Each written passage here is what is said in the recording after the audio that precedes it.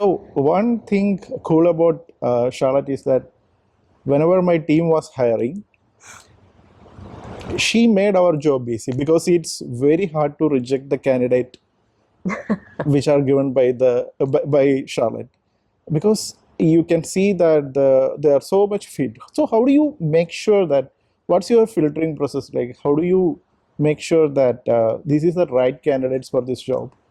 Yeah, I have been recruiting for like across different type of positions, like in tech, like product, engineering, data, and right now I'm focusing a lot more on like a combination of more corporate roles, like combination of sales, marketing kind of positions. One thing that I really like is that I just go and sit with the team.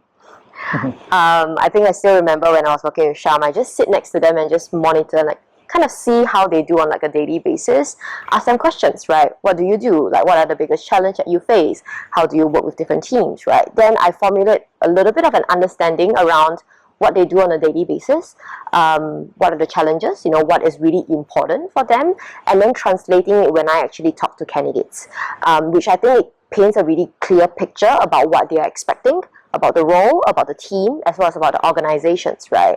And I really enjoy that piece for me where I get to ask a lot of questions, and then connecting the dots itself, right? And then, of course, at the same time, build amazing friendship with different people and understand a little bit more. I think my greatest joy is when I talk to a candidate, towards the end, they're like, especially with software engineers, they're like, can I check if you actually code, or if you are an actual engineer yourself? And when I said no, they were really, really surprised, because, the way how I ask questions, the way how I talk about the role itself, it seems like I know how to code, but I actually don't.